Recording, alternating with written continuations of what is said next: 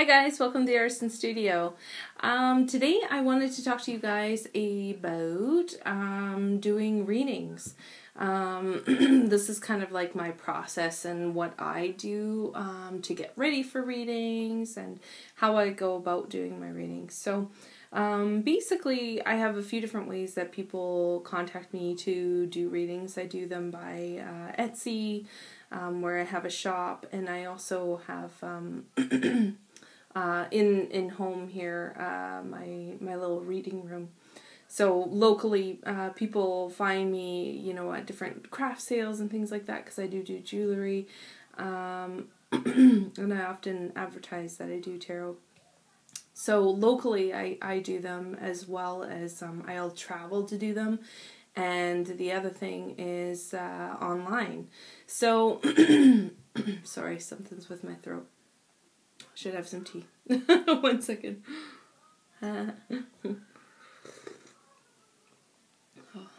Okay, so I'm having I think it's called sleepy time tea, but it's not sleepy time for me. I just like the flavor. It's a herbal tea though. So yeah, basically what I do is, if it's on Etsy, the person will either contact me and say they're kind of interested, can I do certain things, and we kind of chat about what they might want, and then they'll purchase the reading. I'll also do like Skype or email, that kind of thing, with people online. But to prepare for it, and it doesn't matter whether or not it's an email reading or in-person reading, often the process for me is quite similar. There's some things that might vary, but for the most part, it's pretty similar. I often try and make sure that my space that I'm doing the reading in is very tidy and clean. I find if anything is kind of like out of place or disorganized, it makes me feel that way, and then I have like this kind of lower vibration. Like I find it's easier to keep my vibrations high and stress-free, I guess you could say, when your space, your environment that you're doing the reading in is nice and tidy, organized, and you don't have a lot of things lying around. So that's really important. I also like to make sure to check for my hands, that they're clean, fingernails are clean, because people look at those kind of things. They're going to be looking at the cards and you're going to be pointing to them. And so they're going to take notice of your hands. So that's really important, to make sure that your hands are really clean, and that you look, clean as well. So that's important, because, those first impressions are important. And it kind of shows like how you present yourself, right? So, so I always like kind of just check, like, just before the reading, is my makeup like in place, or, how do I look, overall, am I okay? It doesn't mean you have to be all glamorous, but you don't want to look like you just roll out of bed. So then basically I'll go and, for most readings I have where I do a channeled reading as well as the tarot. Sometimes people request just the channeling or just tarot. And I have those options as well on the Etsy shop, so I can do those for people. So sometimes they'll kind of request just that, but again, the process is the same. Like if I'm doing in the channeling, I'll often do a little smudging in my space. I'll smudge myself as well as the space, just to feel like kind of cleansed and clear, kind of like getting into that space, kind of creating that sacred space and feeling prepared. If I feel like I'm being a little bit sensitive to scents, like sometimes the allergies kind of act up, I'll often do like my little singing bowl here, and I'll just kind of get that going and kind of just cleanse the space and my energy with the singing bowl instead. So you can kind of do it a few different ways. And then you just kind of work on grounding and centering. I do the covering with white light. I call in my guides to help lift my vibrations and assist in the reading. And then I kind of proceed with the intuitive part, the channeled messages that comes through. And then for the person's actual reading, sometimes they have certain questions that they want to address. And sometimes it's all just a general as well. And either way, you know, the guides, they often give messages quite quickly. So even if it's not a specific question that they have, I find that their guides like really do tune in to certain areas that they need to focus on, and that they maybe wish to focus on, but they just never said. So it works really good either way. So if it's a question, then I'll write it down. And usually to prepare, like before the channeled reading, I'll actually, like I have this little book that sorry, I'm just grabbing it. It's all stuck together. There we go. I picked up this book, and it's got like these nice thick pieces of paper inside. So I don't know if you can see, I've trimmed off. So as I go, I take an X-Acto knife and a ruler, and I'll actually just cut the paper right out. It's a really nice thick paper, and it's like kind of pretty.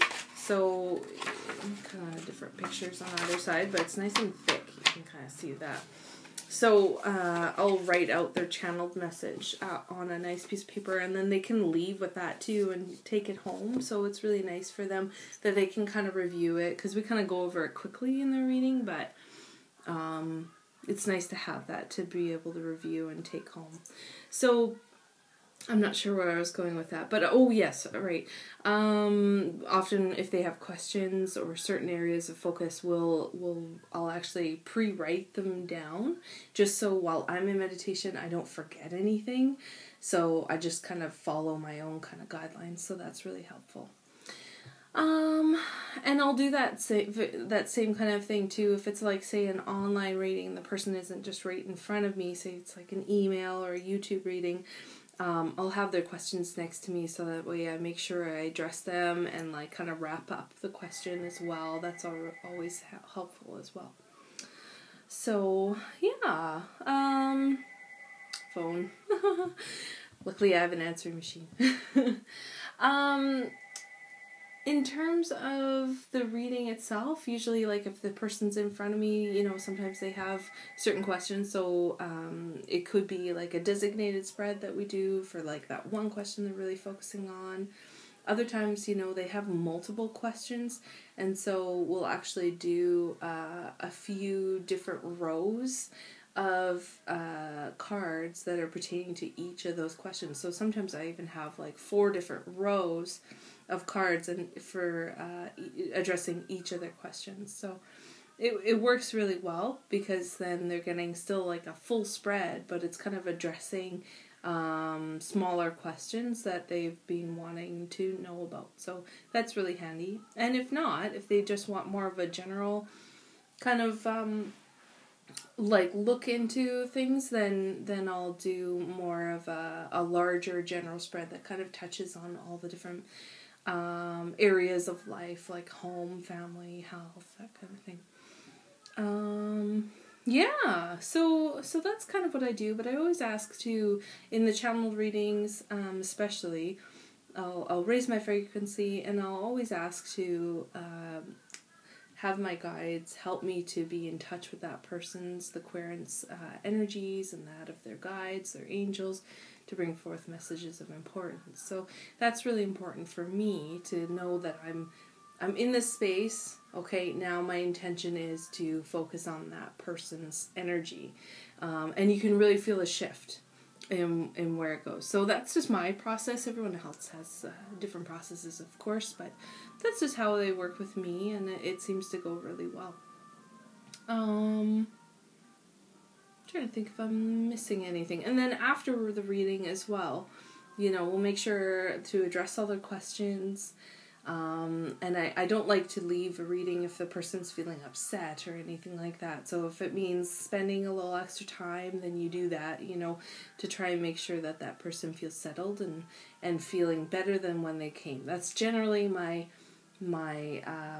where my go-to is to try and make it so that person feels better than when they came, their energy at first, you know, and they're leaving in better spirits than that time. So that's like a personal goal of mine for each reading.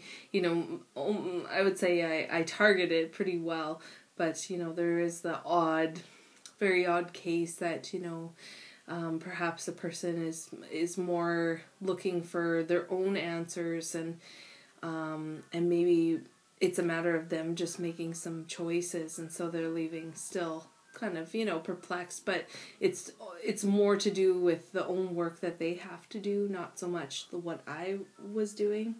So, you know, those are like very few and seldom. Luckily, I'm very happy for that.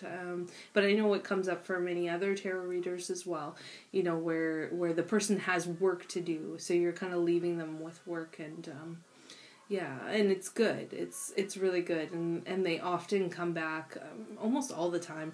They'll come back and like either the next day after they've processed the information, after the next day or two, they'll actually contact me and say, "Thank you so much. You know, that did really help me," and you know, they kind of clarify. So that's always really great when you can get that as well, because it kind of reassures that that reading that you did for them was very helpful for them.